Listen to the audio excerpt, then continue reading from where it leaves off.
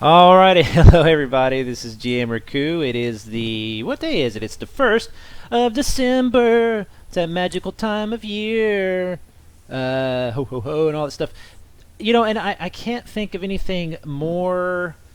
I can't think of anything more that gets me more in the spirit than sieging the living heck out of your neighbors. And so we're going to be talking about sieging today. That means attacking towns with massive siege engines and armies of things and monsters and things, and it's going to be a lot of fun. Now, I am no siege expert because I've never really, since I've been working for the company, it kind of interrupted my process as a high-level player, which I never was. So what we're going to do is we're going to be talking to a player, and he's going to explain sieging, siegery, siegeness, and I'm talking to ArteFore, correct? ArteFore? More or less. I think I saw you in that new Star Wars trailer, R2 for. I've heard that joke made quite a few times. You saw the trailer, right? Oh yeah, I did with the Okay. bowling ball. Yeah. Listen, people, calm down about the hilt, the lightsaber. The thing is that possible to have a hilt on a lightsaber? Listen to what you just asked. You just asked if it's possible to have a hilt on a lightsaber. Who cares? It looks cool. That's the whole point. All I care is about Gwendolyn Christie. If she shows up, I'm going to be a happy man. And for those of you who don't know who that is she's from Game of Thrones. She plays Brienne of Tarth, my favorite woman in the world. Anyway, so we're going to be talking about sieging. Speaking of chopping people in half, we're going to talk about sieging. ArteFore is a really good, I want to say this publicly, ArteFore, but I don't want this to go to your head because I know that you like to get in chat and say funny things about me, including posting my home address and pictures of me, on the toilet and stuff.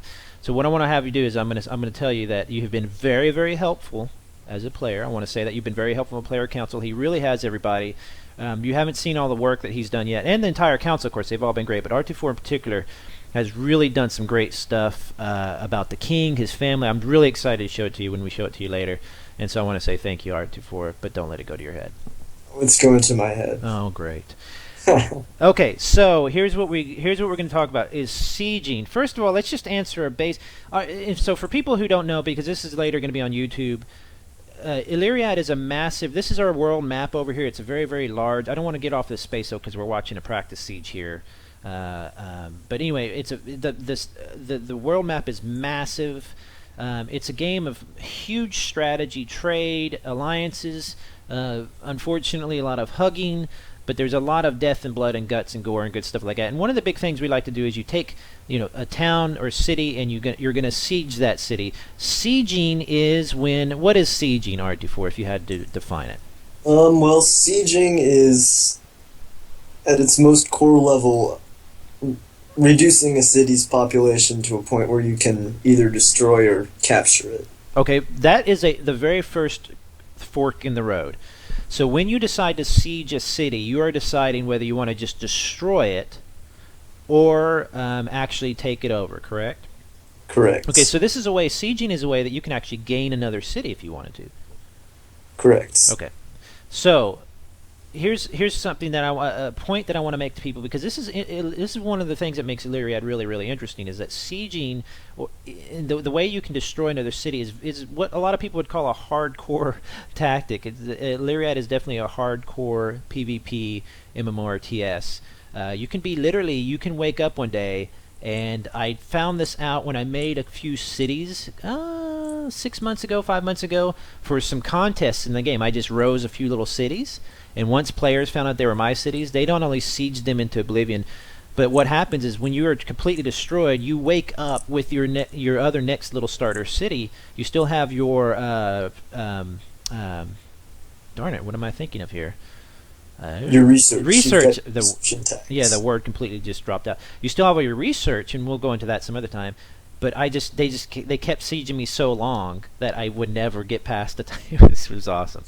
So anyway, so in this case, you can siege to either destroy your enemy or you want to take their city from them. What do you think is more common, Art?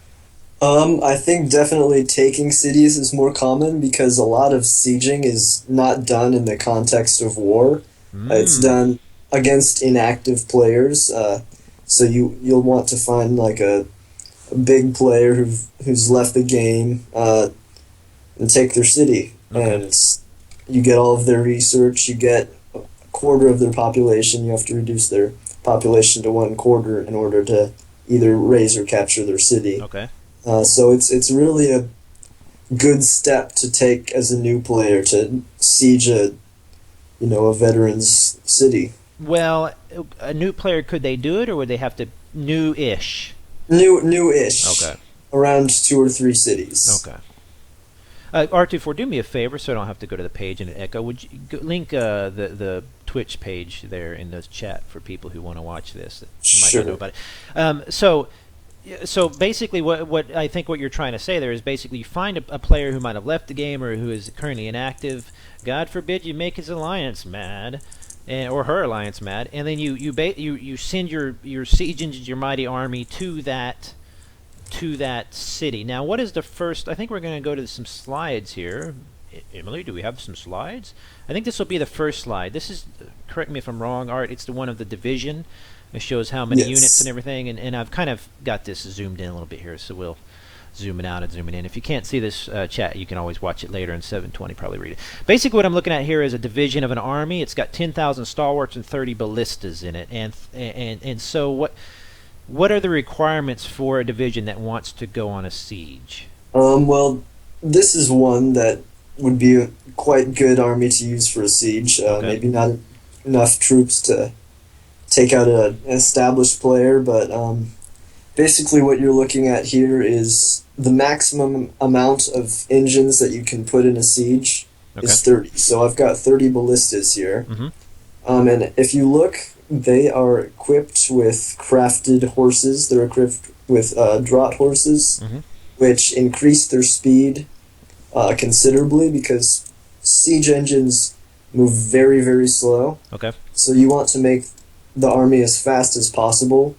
And if you see up in the top left-hand corner here, you can actually see the speed of this division, which is 7.5 squares per hour, which is a considerable increase from what it is normally. Siege base speed is 4 squares per hour for dwarves and 3 for all other races. And then what I've done is I've put 10,000 stalwarts in this army.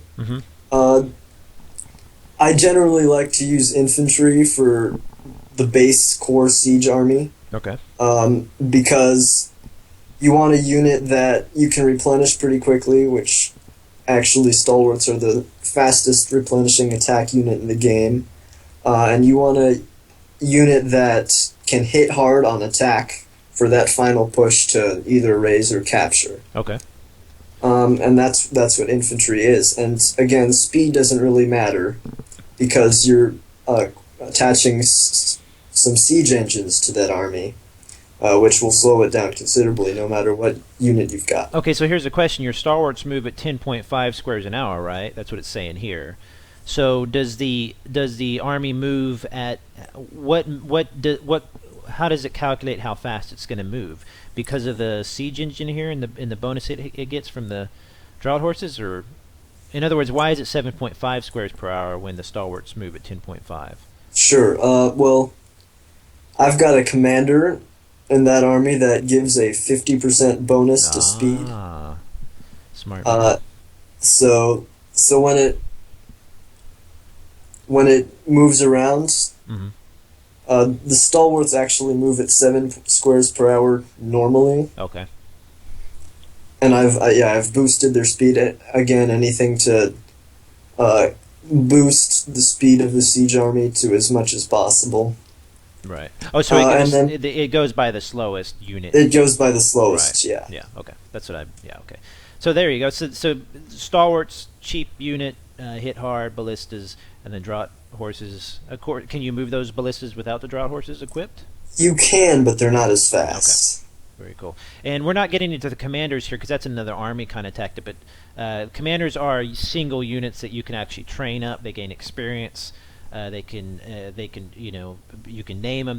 That's a whole other section that we'll cover some other time. But you attach them to a division like this, and they go along with your army, and they obviously can buff your army if you've trained out that ability or whatever. Is that a pretty common ability to train, like a quicker speed?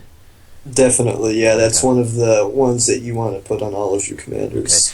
All right. So let me check back here real quick. If you guys and girls in the chat have any questions, ask in the general chat if you want. But probably a little easier to ask in the Twitch TV chat. Either one, whatever. If I get to it, cool. Hey Art, if you see a question in there, because I'm watching everything at once, I'm watching two monitors over here. Holler and we'll answer the question. All right. So you have your army, you have your division all equipped. This is the one you're going to send. You choose your target, and you just basically click on them and you send what, an army, right? Yeah, you go to the drop-down menu for which tactic you want to execute, and you go to siege. Okay, we're gonna select on mine here. Now, I always say Ganina. I don't know if it's Ganina. Forgive me. Canon, something like that. Let's see. I think it's anyway. Was being a real smart aleck earlier. Had a funny name on the city, and I said you need to change that name because it's kind of against the rules, and it'll be on the stream. And so she changed it to City Bang Bang, which, by the way, is the best city name ever. But anyway, what's happening here? Supposedly, this is None Too Bright and her. They're having a. You were saying they were having like a mock. Yeah, Go ahead. that's only using engines that actually reduce the wall level, so Right. they don't actually destroy the city, just the city wall. So he's sending engines that would only reduce the wall level, which would be what kind of engines? Does it depend on those? Those would be well, they're technically tier 1 siege units. For dwarves, those are battery towers. They're also rams for humans. I'm not totally sure on the names of all of them. Okay, so when you say though it's a mock kind of siege, it's actually just a siege. They've just agreed to do it at this level, correct?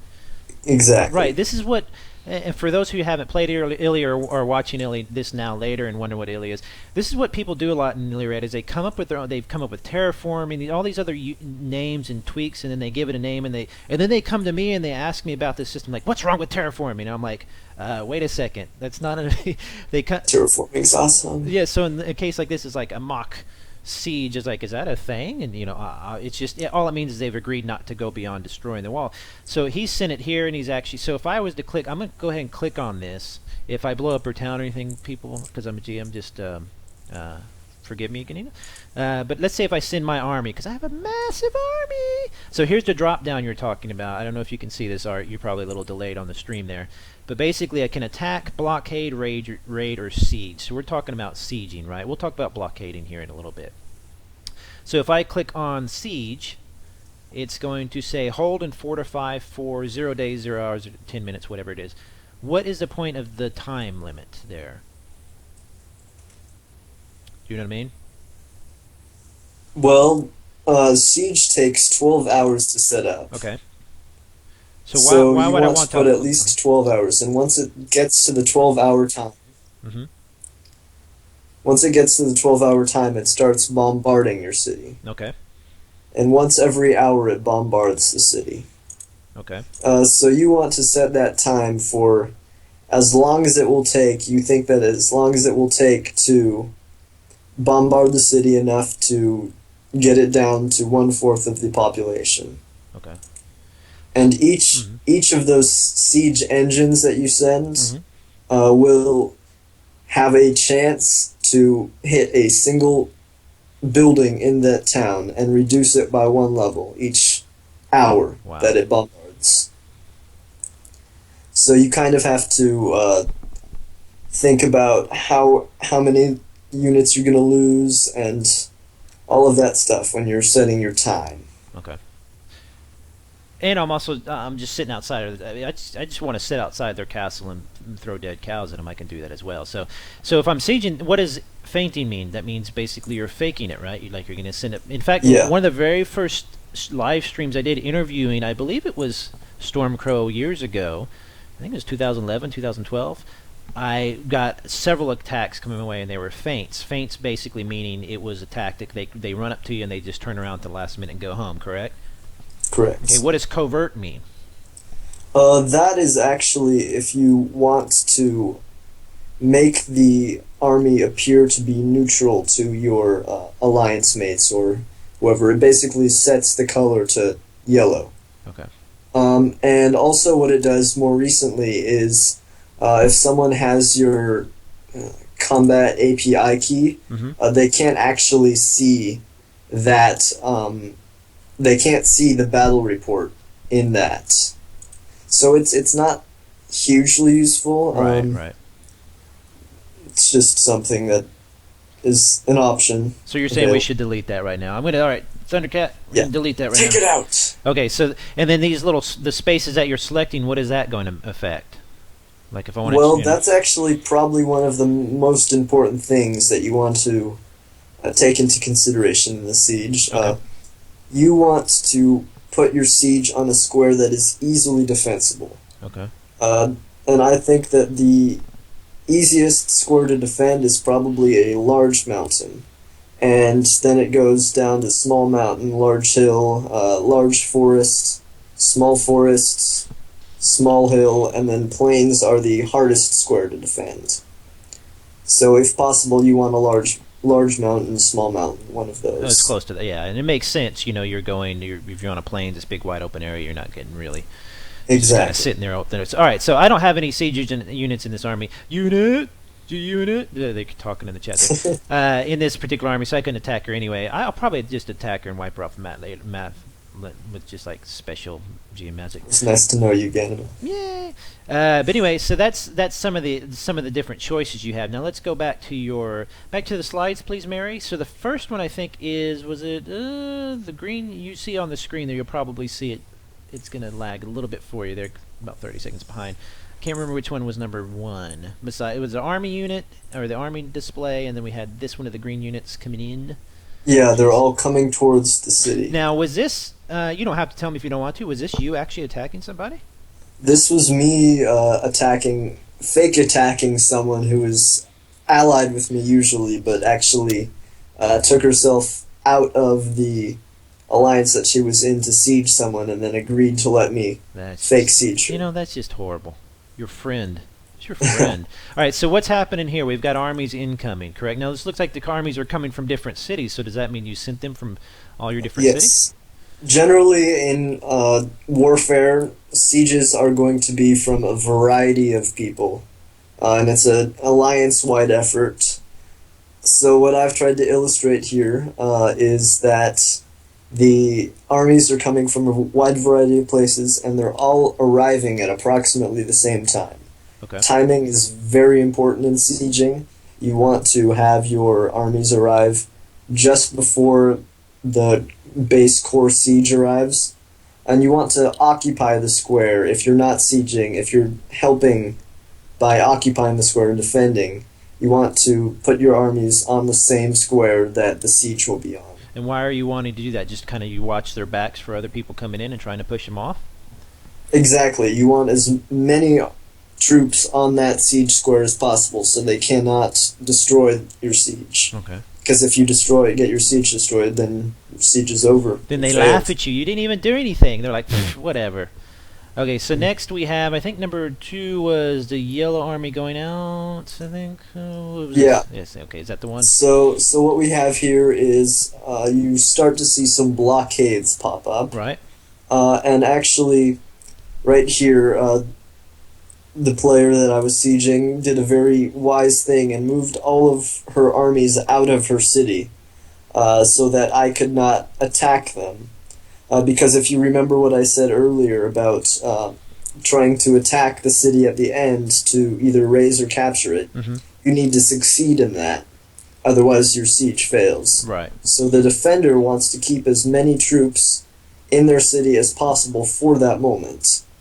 And the attacker wants to destroy all of those troops so that they can win. Right. So she's dodging my direct attacks on her city. This is her even down here to the left, I take it, right? Yeah. Okay. And what I'm doing is I'm setting up some blockades. And blockades won't deter armies leaving the city, but they will capture any caravans coming to or from the city. People supporting her. Exactly. Okay. And what you can do with those is you can actually outlast the siege by sending enough resources to the city that they can rebuild from your deleveling and keep the city population the same. Sort of like real life. I mean, we're trying to Exactly. You know, you're basically and correct me if I'm wrong. And I know the nerdy historians, and trust me, I wish I was one of them because the history nerd is one of the most powerful of the nerds, right below math nerd. I just want you all to know that. But stamp collecting nerd, they're above that. But anyway, history nerds are very, very into this. And I've been reading a little bit more about it now that have I'm really immersed in the world of it. But the idea is to generally, if you weren't going to get through those defensive walls and destroy everybody inside or whatever, or if there was a person like a king or somebody inside that you wanted, you would try to surround them and hold them in that you outlast them. You outlast their food, their stores of food, and basically starve them out or whatever. I just read of a siege. When was it? I can't remember. It was back in Tudors, blah, blah, blah. Can't remember what the battle was, but I'll post it sometime because it's really interesting. And they had a siege going on. They were trying to outlast them for like 4 months. I mean, just insane, just like a whole season. So that's kind of the idea here. You're building blockades so that they can't get goods and stuff, but they can sneak them around sometimes, can't they? Or there is an ability as well to kind of... There is an ability, yeah. If you build enough trade offices, that actually can allow you to get some resources in. Generally, you want at least 3 blockades around their city at all times. Okay. That will usually catch most of the vans coming in. Now, here's a question though. This blockade that's kind of up and to the right, would that not go closer to the city, or is that just kind of a naive thing to say? Is that good placement, in other words, where you have it? Well, if you look at the city, you'll notice that there is one square that is a forest, and all of the others are plains. Right. Oh, right. Uh-huh. So what I've been forced to do here is reserve the forest for my siege. And then the other, you can send a blockade or a siege to any of the 8 squares surrounding the city. Right.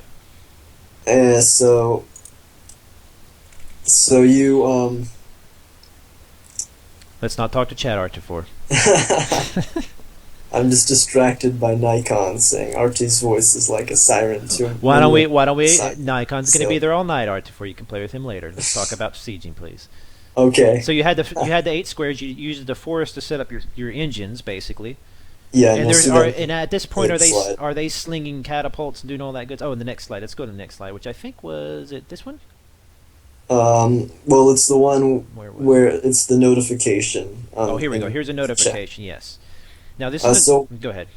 Yeah. When you set up a siege. If the city is larger than 0 population, it will pop up in global chat. So now, you can't really do this covertly. This is after the 12-hour setup time, correct? No, this happens immediately when the siege is set up. Okay, so as soon as people hear that, they might have their friends might run up and help you, which is one of the ideas of the design behind that. Plus, it's just funny to watch people freak out. And I don't know, it's been an interesting discussion we've had before, is whether that announcement prevents a lot of people from sieging just because they're afraid of everybody reacting and stuff like that. But then again, I've seen a lot of people siege the living heck out of brand new players and stuff. So, not brand new, but you know what I mean. So this is an announcement. This goes out in global chat and says, hey, you are sieging your friend Sheebs, who, by the way, won a contest the other day. I think I got all our goods to her. And then, so what happens after that? So after that, if you go to the final slide... Which one was it? I think it was... It's the one with the siege on the square and then a couple blockades. This is the one I was looking at, right? Yeah. Okay, is that it? Yeah. Okay. So in that one, you can see I've set up the siege, and I've got a couple blockades. And I still have some more armies coming in to possibly either attack her or reinforce my siege. Now, if they reinforce, here's a question: as you're sieging, are you losing units as well yourself, like in retaliation? Why are you having to reinforce your siege? Just to reinforce against people coming from outside? Exactly, okay. And also you can actually attack a siege from the city that's being sieged. It's called a sally forth, and you can do it once every 6 hours. Okay. And what that does is it sends every troop available in that city, be it reinforcements or your own troops or whatever. Mm-hmm. It sends all of those troops at the siege, and it makes a raid, which means that 1/3 of those troops will attack the siege. Mm. And if you succeed and your raid does not die and it's a victorious raid, then it actually stuns the siege for 2 hours. And in that period of time, the siege does not bombard the city. Right. Okay. Okay. So again, it's trying to kind of simulate, the two and the backwards and forwards of battle, which is pretty gritty. You're trying to lose as few engines as possible. Okay, so let's talk a little bit about blockades. People the other day were mentioning blockades in chat, and some people acted as though they was just as simple as pie. It's a blockade and that's it. What is a blockade, and is there any other time they're important or that they might be useful in the game other than with a siege? Can you use it just for just to be a jerk sometimes, that kind of thing? You can definitely use blockades to be jerks. But yeah, generally they're used in with sieges. You can also blockade someone if for some reason you don't like them or whatever, and you don't want to siege them. You just want to send a message. And so the blockade is essentially blocking. What all does it block, or what all does it catch? It blocks caravans. So it does not block armies. You can still send armies out to attack it. You can send armies to attack anything, but you can not send your vans past it.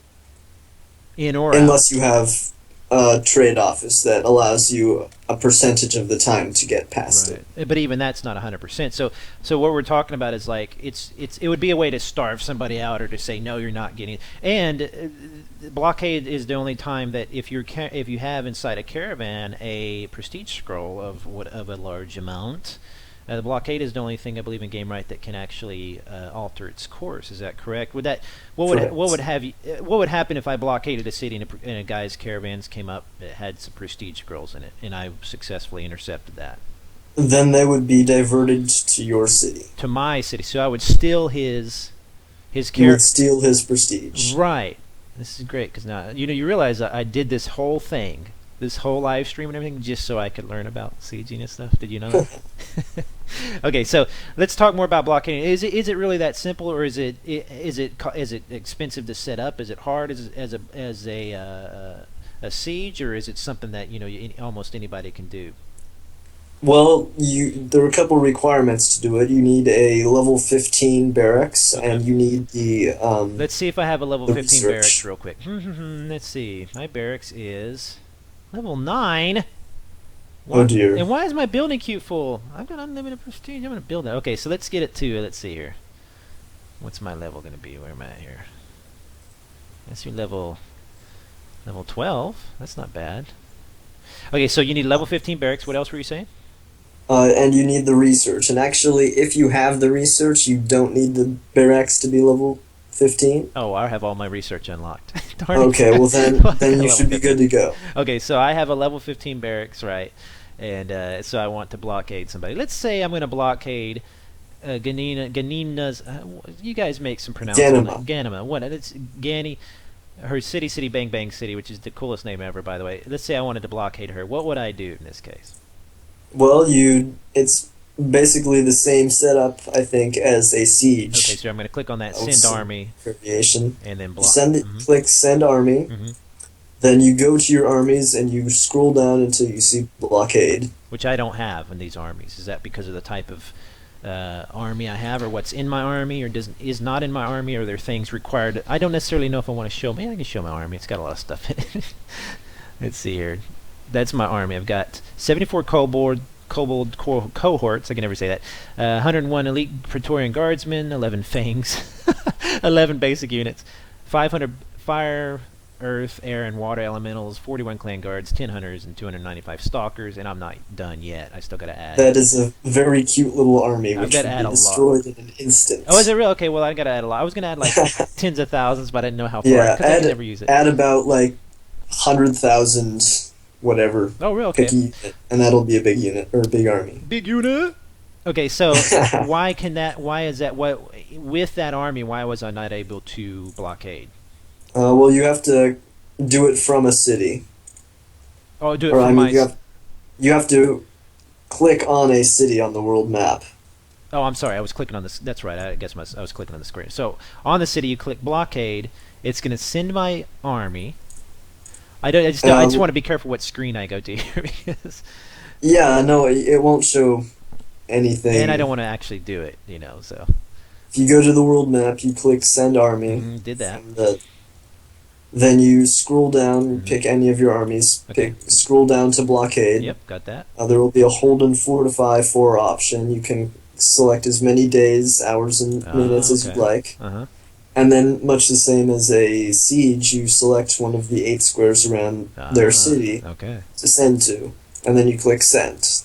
And just watch the hilarity ensue as they cry in chat about being blockaded. Is that correct? Maybe. You never know. Yeah, you never know. With me, they'd probably cry a little bit. So so I need to next time I'm gonna have you give me some. Tell me what I should. What is a good base attack that I should have? I only have 458,000.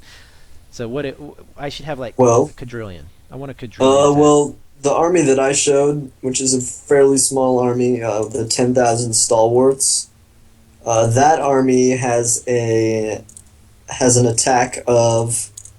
Let's see here. And so those are relatively cheap too to make. You were saying, is that right?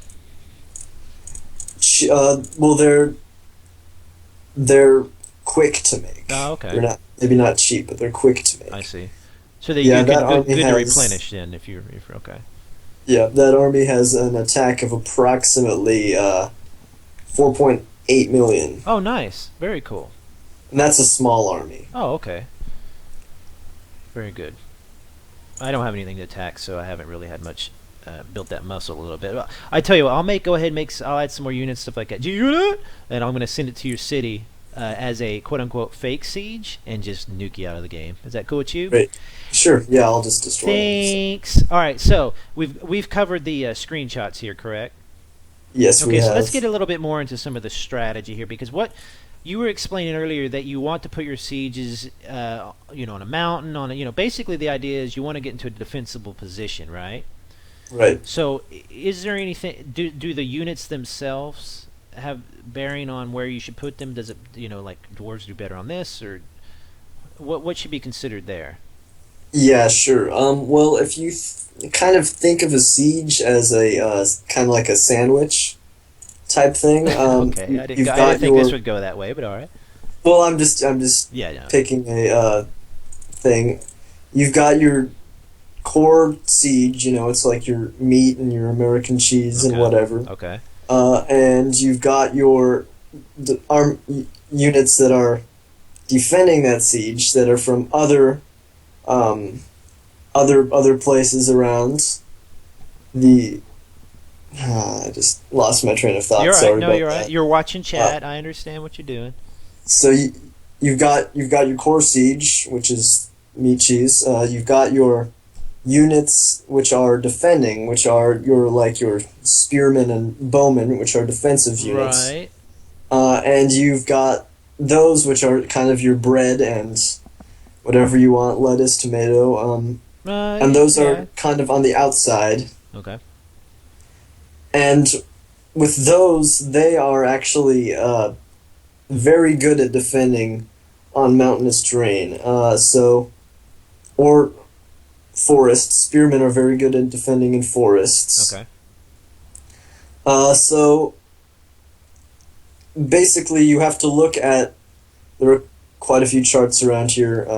Look at what each unit is best on. So cavalry is best on plains, infantry is best in forests, and then your defensive units are really good on mountains. Okay. So when I say mountains are good for defense, it's because of the units that are good on those terrains. But that's also kind of a good rule of thumb. I guess as well. So whenever you're making your armies up, you need to consider this. Now, do you have different army layouts or different army, I should say, loadouts? I'm sorry, despammed. Where basically like you have different armies for different situations, so you could just quickly throw them in, or you tend to make them up as you go. Quit talking to chat. That you can make you can just quickly make an army, like you just say you want to attack NPCs or another player or whatever, or are they pre-made? Or are you somebody who kind of has them made up ahead of time? Well, this is getting a little bit out of siege, but It's fine. you want to have each city build only one sort of unit. Really? Okay. Yeah, Concentrate on one type. Are you talking like okay? So if one I'm sort of unit, be it infantry or cavalry or spearmen okay, so or. I am orc. What should I concentrate on? Do you think? You should concentrate on your spearmen. Okay. Kobold cohorts are the fastest building unit in the game by far. Basically, just Zerg rush people with I'm gonna those. make 100. There are people with 400,000 of those in their cities. Yeah. Uh, and then for elves, generally the unit to make are bowmen. Okay. Because they're Uh, good with archery. they're good with archery because they're too sissy to fight like real men. Hey, archery. It's very. You have to be strong to pull back those bows. You know that. It's not. It's pretty tough. I saw a thingy on it on History Channel. Those things are pretty tough. They are. They're pretty, and they're pretty wicked too. In fact, there was a battle I read about where the what's his name just stuck, spikes all around his archers where the horsemen couldn't ride up on him, and they just rained hell on him for 3 hours or whatever and killed the other army. So, so you pick out your, but depending on the ratio, you pick out each city should. Are you raising only that unit for your sieges and stuff and for your battles so that it's more efficient so you can concentrate on that one unit? Yes. Okay, but what if you only have a few cities? Should you still just concentrate on one city, or are you not really bothering with sieging when you're that size? Well, if you only have a few cities, it's probably okay to differentiate because generally, when you have a few cities, your cities aren't very large. So, large cities are generally the ones that want to focus on one unit Right. because of sovereignty and, a whole bunch of different Okay. reasons. Okay. But small cities are probably okay with building multiple types of units. Okay. The one thing that may not be okay with that is commanders, because you want commanders that have nice synergy with the unit type that you're making. Right. So commanders are something that you build fairly early in the game, Mm-hmm. and they may not coincide with the units that you'll use later in the game. Now, just so people understand, you can put your commander in charge of an army or in charge of a division, and your commander could die, basically, can get killed in the fight, correct? You can resurrect it or it gains experience. When you're doing a commander, when you're building a commander, I should say, are you considering certain things that he or she needs during a siege? Are there certain skills or abilities that he should look for? Like you had a commander that made him go faster, so you can get to the siege quickly.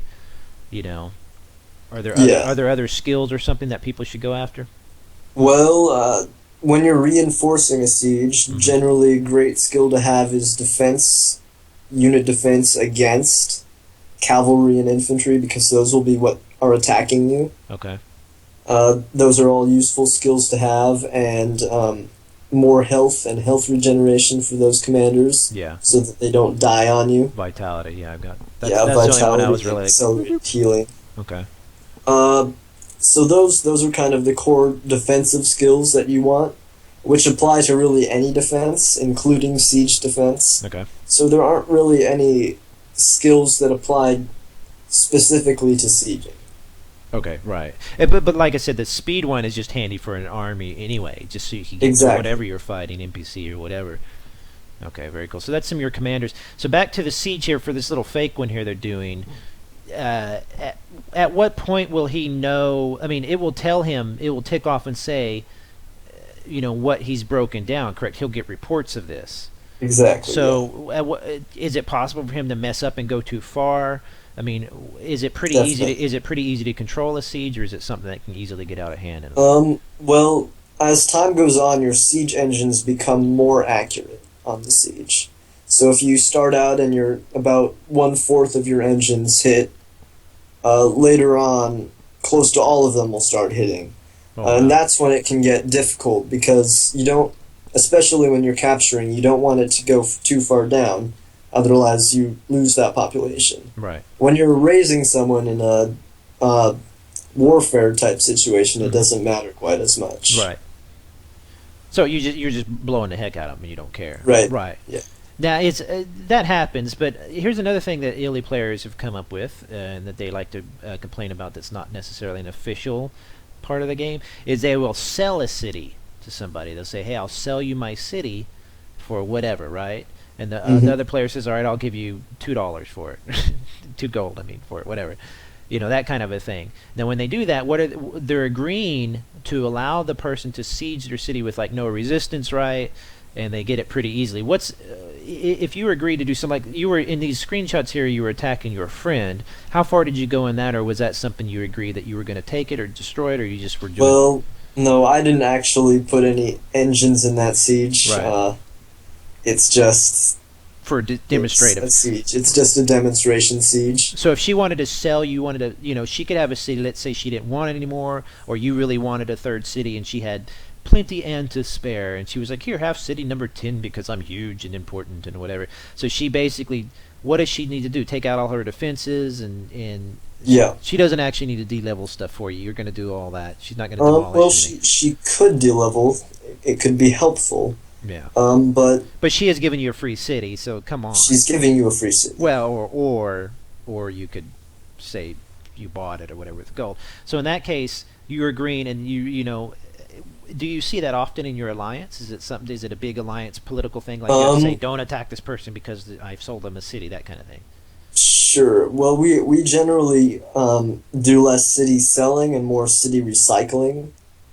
So if a large player in our alliance, either says, "Oh, I don't want to be quite as big of a player," or "I'm gonna take a hiatus here for a while," then we'll let the smaller players kind of take over their cities. And what you'd want to do as the large player giving up your city is destroy all of your troops in that city. You could either send them to the Heart of Corruption, or you could attack a bunch of NPCs, or you could attack someone you don't like, or you could take the boring route out and just sort of disband all of those troops. All right. In the military overview. That is boring. You'd want to do that. It's kind of lame. Yeah. I prefer sending them to the Heart of Corruption. Well, yeah, dude, be creative. Do something fun. Shoot. But what you want to do on the attacking side is maybe not put 30 engines into your siege. Maybe put 5. Okay. So that you don't de-level quite as fast, because you've got plenty of time to do this in. Right. And you want to be more controlled and more precise about that. So sieging can be tweaked and controlled, it can be. It's not just blundering into a battle with giant siege engines and a massive army and no, it's not. Okay, because you could do that, but that's generally reserved, I guess, for actual warfare, or just raising somebody's city. Yeah, right. Because, like I said, for people who don't know or might be watching this later, you can actually destroy somebody, and you could destroy them out of the game. I mean, they can always play. They could continue to chat and have a good time. For example, there was a player, I can't remember his name, who has a tiny little alt account, and he comes in and he starts stuff with player in the chat. And then Fight champ. And then I'm not saying any names. I'm not saying any names. And then he uses his alt, I believe, to thieve everybody? Well, actually, his alt recently got found out and sieged out of the game. Beautiful. I loved the tactic, though. I really like the tactic. It's you have to watch out that he's not, but he was as far as I could tell, everything was kosher. He wasn't breaking any rules, and it was a lot of fun. And people just were furious in chat, like, "Who are you?" It was like they were trying to out-con. Especially M-Crow. M-Crow was it was hilarious. I mean, and nothing. This is a game, we have fun in it, so it was really an interesting tactic. I've never really seen people do that, but correct me if I'm wrong, but the chance he was taking is that he got found out from I guess one of his excursions or however else, and they sieged his other account, I guess, or whatever. And I'm guessing with a player like that, let's say for example, whenever I started those 2 little cities for a little contest where I loaded them with little items and stuff and whatever, and you got a little medal if you destroyed them, players sieged it so much that every time I logged in, I was somewhere new, and there'd be like 20 attacks coming and stuff. You know what I mean? So there's definitely attack. Hey, Art, let's not talk to the chat room right now. Leave Nikon alone. Anyway, so it can be a very vicious tactic. But in your opinion, though, as somebody who is probably the world's worst warmonger and destroys everybody he comes across, is sieging really even cost effective? Is it really a heavy duty type thing, or is it something that should be reserved for like last resort, which is boring. Let's face it. It's a pretty heavy duty thing. If you're getting sieged, you know you did something wrong. If you're getting sieged, what happens if you're sieging somebody? Do you think you did something wrong, or that person did something wrong? If you're sieging someone, then they did something wrong in your eyes. Okay. I'm glad you added that last part. You're thinking like a community manager now. I appreciate that. Oh, Art, you were just de-spammed? Good. So, it's the only way to get out of chat. Well, actually, it's a really dumb way to get out of chat, because I see every one of those, and for every one of them, I put a tick on a checklist. And I think I'm at around 45 right now. You're 47.4, I think, and literally I have it on my wall, scratched out in blood. So when you get to the red X at the end, I tell you stop. I say please stop. It's very complicated. All right, so back to some sieging stuff. I know you know some little tactics and stuff like that. What's a good tactic that a lot of people might not know about sieging? Something they should look out for. Let's say if you're let's go from the other way. This guy, I just realized we haven't really. Let's say you are being sieged, right? Mm-hmm. A siege is incoming. How do you find out? Well, what you can do is a trick is to look at the speed of their army. Now, if you remember what I was showing you earlier on those screenshots, yeah, the Dwarven siege moves at 7.5 squares per hour. Here we go. This one here, yeah. So if you see an army moving at 7.5 squares an hour towards you, and it's from a dwarf, it's probably a siege. And there are ways to calculate that I won't get into. Wow, secrets? No, not secret, just Pythagorean theorem. Oh, no, I get you. I get math. Yeah, math stuff, which is cool if that's what you're into. Math nerds are very powerful as well. So, you basically figure out the speed of it, and that can kind of give you an indication of who is attacking you for what reason. Right. And another thing you can do is, if you look at your city, and there is, say, all plains and one large mountain on that city, you can place, before the siege arrives, a whole bunch of troops on that large mountain for defense. Right. And then when they land, their defensive troops are attacking your defensive troops on the siege square that they're going to siege. Okay. And if you can successfully hold out there, you can actually destroy their siege. Oh, really? So that's a good tactic to use. Just try to think as your enemy thinks, and try to one-up them. Not really the right word, but try to anticipate them. Right, and so you're trying to cut them off at the pass a little bit, or at least meet them at the pass instead of exactly. So for someone like me, who, I don't know if you're watching the Twitch stream right now, you can see my city of Rikooville, which is my capital right now, permanent rainbow, because the problem is you can't really release a military genius like myself onto the map. It's not because I'm a GM, it's just because I'm kind of like Xin Zhu, the guy who wrote War's Fun or whatever. I'm like that guy. I'm really smart about war stuff, so they can't let me fight everybody. But sometimes this happens to you, and you're absolutely surrounded by little mean red people. So those are technical terms, by the way. So in a case of just a massive, let's say it's just an overwhelming force, and you're getting the crap sieged out of you. Are you just gonna? Do you find a lot of it's tactical stuff, or is it just begging for your life, or what? I mean, what other tricks could somebody do just describe it? Well, if you're faced with an overwhelming siege that hasn't quite landed yet, what you can do is you can actually exodus away from that siege. Oh, that's kind of... is that a little wimpy, though? It's a little wimpy. It can be useful if you're isolated from your alliance, you're going to lose the city, move it out of the way, they waste time.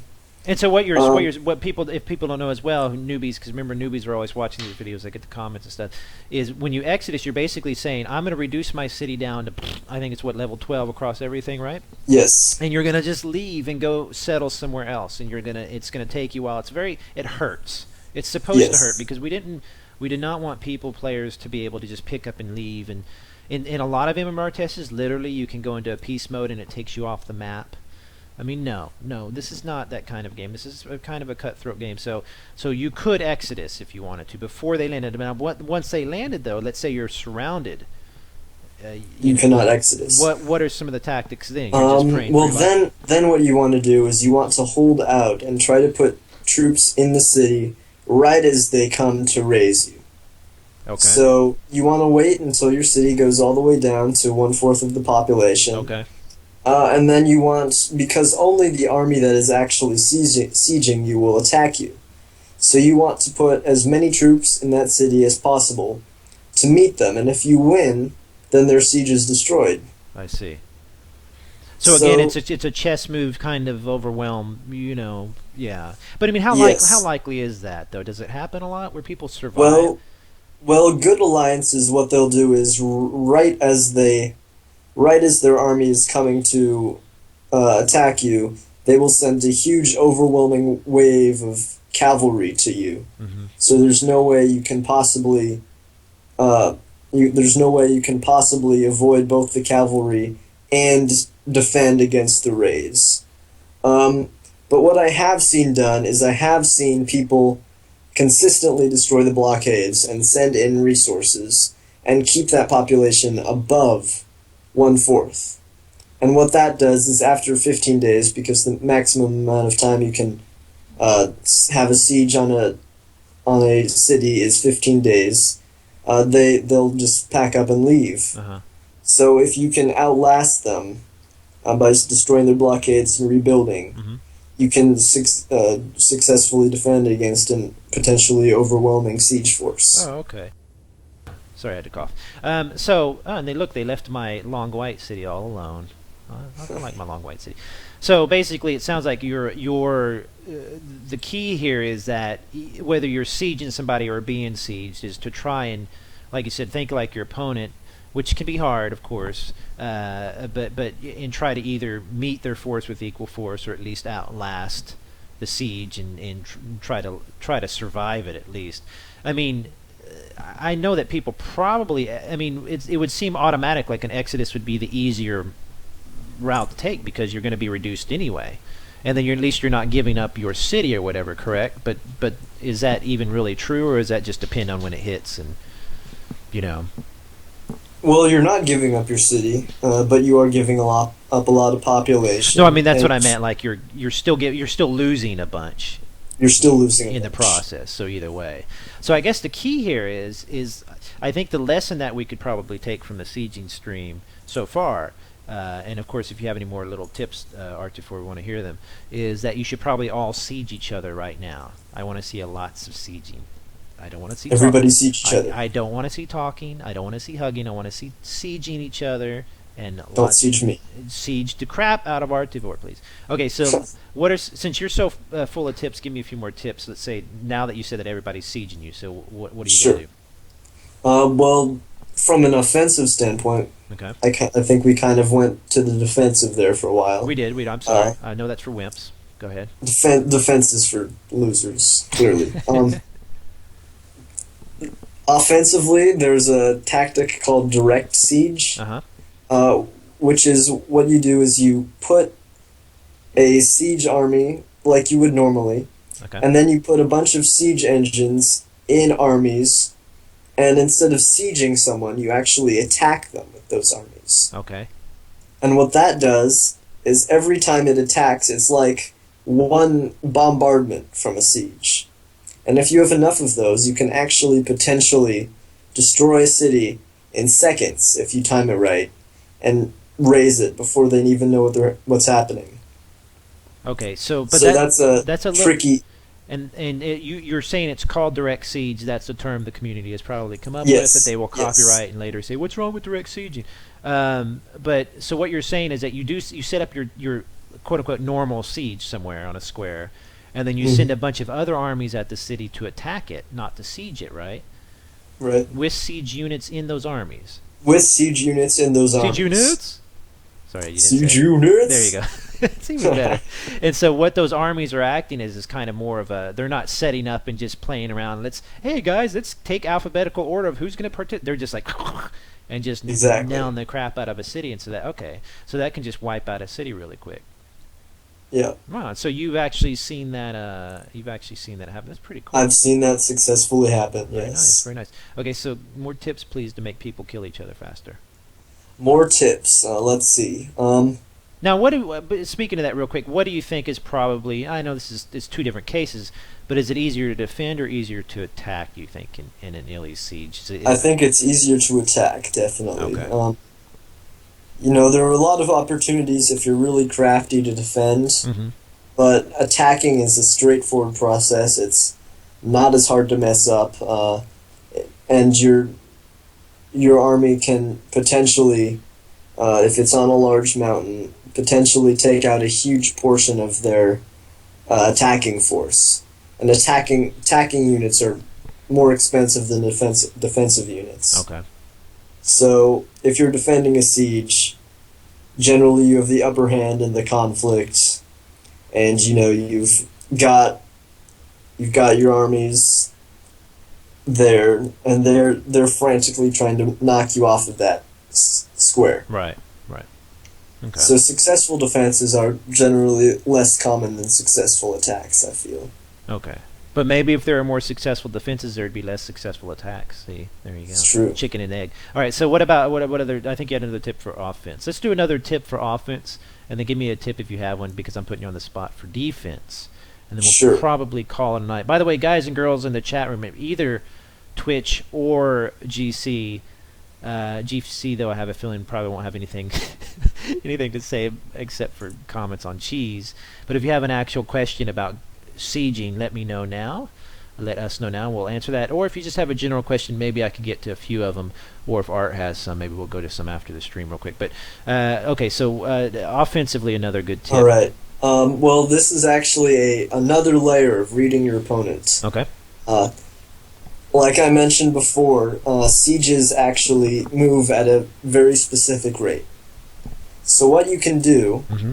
is you can fake people out, and you can actually send multiple armies that all move at that same rate by a variety of ways. You can equip them with crafted gear that will slow them down a lot, or equip them with whatever, put a single siege unit in them. So you're saying Fake. hide other armies so that your hide the speed of the true speed of these armies by equipping them or whatever, sending them along with another army, and the person being attacked is going to say, "Oh, I know what these armies are made of." Right. Oh. But is that pretty easy to? That's not one-on-one stuff. That's pretty getting into. That's fairly easy to do. Okay. And you can also do that not specifically with just one city, but across a whole alliance that you might be fighting. Send a bunch of fake sieges and one real siege to a variety of cities in the area, and they don't know where it's going to hit. Wow. So you're basically you're using their paranoia against it. You could send a bunch of feints. Is that right? Yes, Yeah, and that's one of the best uses for feints. Is there any way they can tell the actual makeup of the army other than talking to the player and having the player? Yes, there is. Okay. You can actually, if you scout the city with tier 2 scouts, Mm-hmm. advanced scouts, you can see what troops they have in the city, and also what troops are outside of the city and where those troops are going. Oh, really? Okay, so that you could actually Yes. get the real good inside information. So, You could get the information. but I mean, some of the scouts. I mean, that's all a timing thing as well. It all depends on who's coming from where, I guess, huh? Hmm. So you just let's see here. Did we get to the engine limit per siege army? Engine limit per siege army, I think we mentioned at the front, It's a 30, right? 30. And then But you probably usually want to put maybe even 60 or 80 in a real warfare siege, because, again, they'll probably be attacking you and knocking out a lot of those siege engines. So you Now- want to keep it above 30. this is coming from Lycan, who didn't want to be on the stream, but I knew Lycan's like, I don't know much about sieging. I'm like, you know way more than me. So direct hits using engines. Yes, we talked about direct hitting. Correct, when we just load up some other armies with siege engines and just. But the thing is, when an army is loaded up with siege engines, right, and you send it to attack the city, you're not telling it to siege. You're telling it to attack, right? But it's still using all of its available resources to knock the crap out of that city. Yes. Right. So go ahead. But again, if you send an army to attack, it'll only attack with 30 of those engines. Right. Okay. Okay. Okay. So that last tip you gave, just in case anybody missed it, basically you can kind of disguise your army by changing the speed or altering the speed of your army, your attacking army, by and you can tweak with that, and it'll show you. How do you typically do it when you're outfitting the army? You're kind of plugging different things into it and checking its stats to see. Well, the easiest way to do it is to equip the army with one siege unit and then send it to Fame. Siege unit? Okay. Siege unit? God, that's going to drive me nuts. Why did I ever do that? All right. All right. And then, so, okay, very cool. So that's one way. Okay, so that's another offensive tip. What about another defensive tip if somebody's about to... Defensive tip. I think I actually touched briefly on this in the last stream, but most people don't consider a vault to be a useful... Oh, here we go. Here we go. But let's hear it. In the context of a siege, right.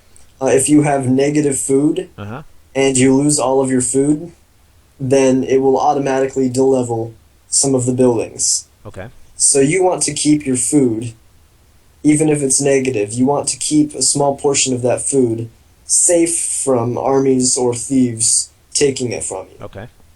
And what the vault does is precisely that.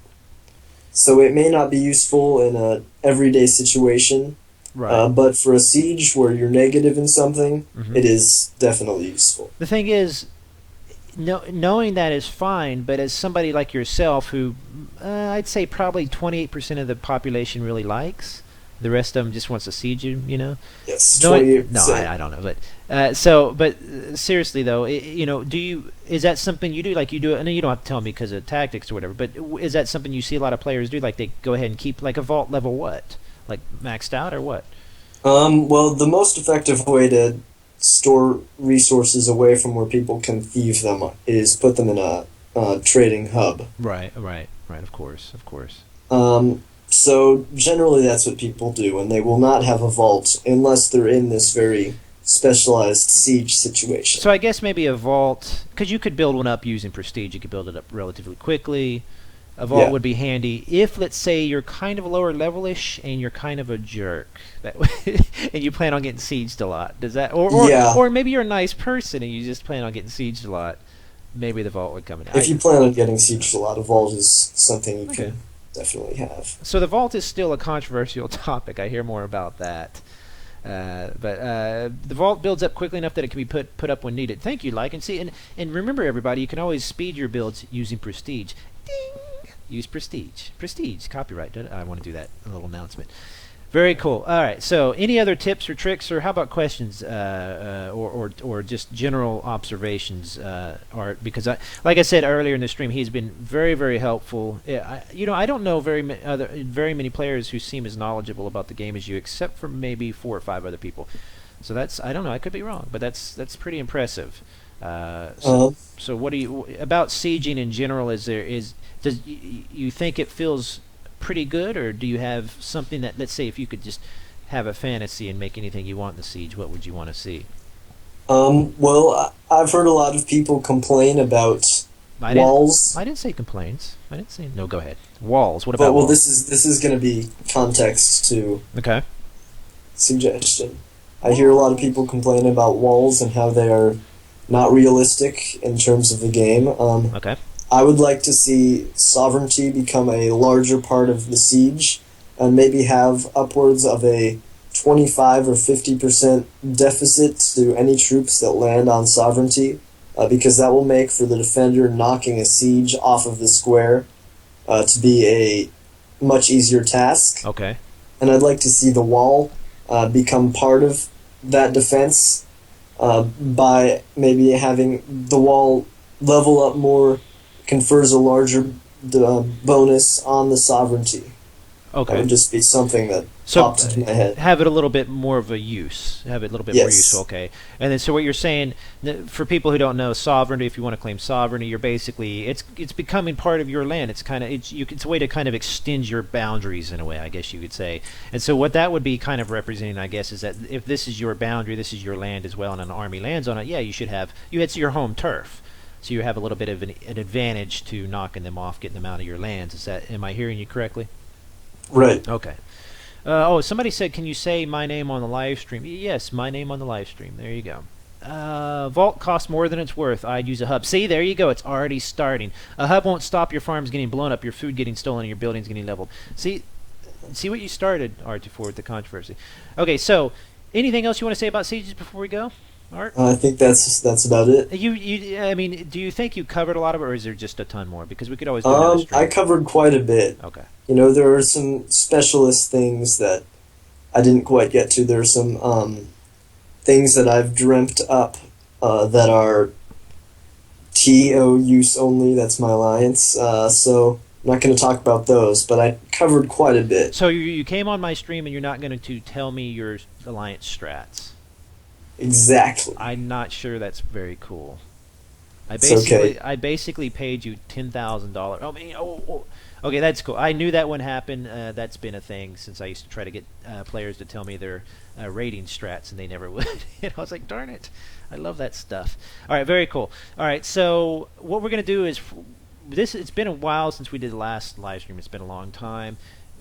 We got really busy. Some stuff came up. We're actually currently working on some really cool stuff. No, I will not tell anybody that. You can ask me if you want, and I will not tell you. We just so you know, if you see these little red slashes in my chat, that was a new thing. That means those people are my enemy. They're at war with me.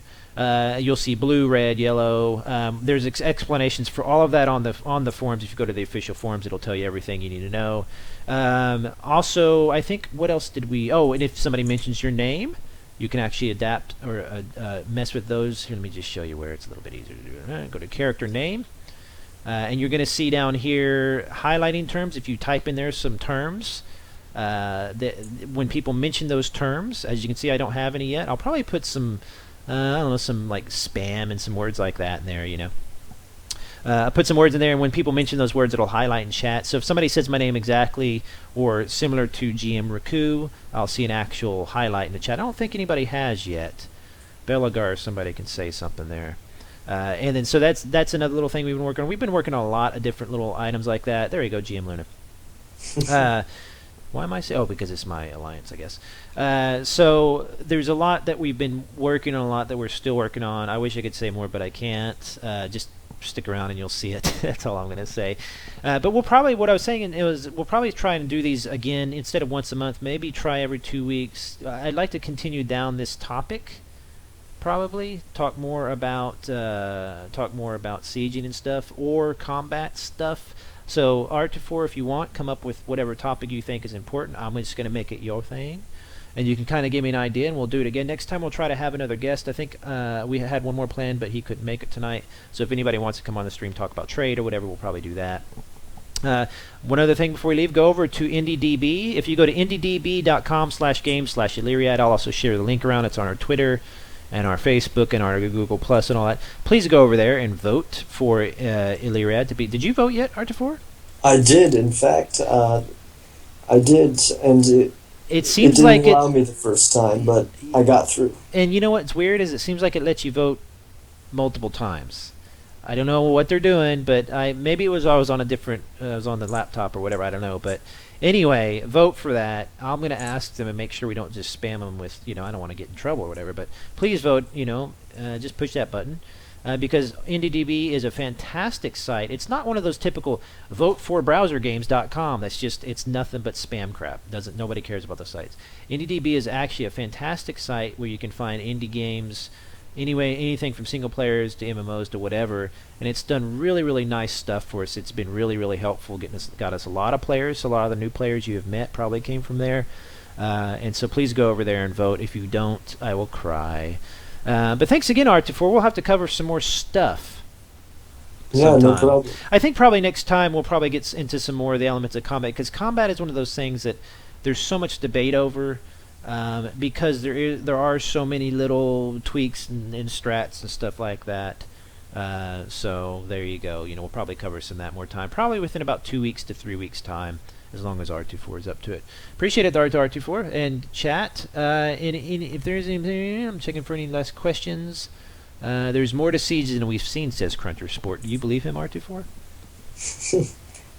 Yeah, I'd say so. Yeah. There's more to Siege. But you're not telling me because it's secret alliance stuff. It's all secret. Seriously? Are you not telling me? Because somebody, you know what? Somebody will tell me. Someone will tell you. Yeah. Well, I'll let them tell you then. Okay, I'm gonna shake somebody upside down and see if they'll do it. All right, man. I appreciate it, though. I will. You stay on the line there, Art. I'm gonna hang up with these guys. I appreciate everybody turning in. This will be on YouTube within the hour. Share this out, please. Also, if you have any questions or concerns, you can send me an in-game message to GM Rikoo. That's me. You can also send me an email to community@illyriad.co.uk. You can also contact me on the forums, of course. And if you have any tech issues, not suggestions, not hi, how you doing, but tech issues, please petition those. If you don't know how to do a petition, fill out a petition and I'll show you how. Thanks, everybody. I'll see y'all next time, probably within 2 or 3 weeks. Take it easy. Bye.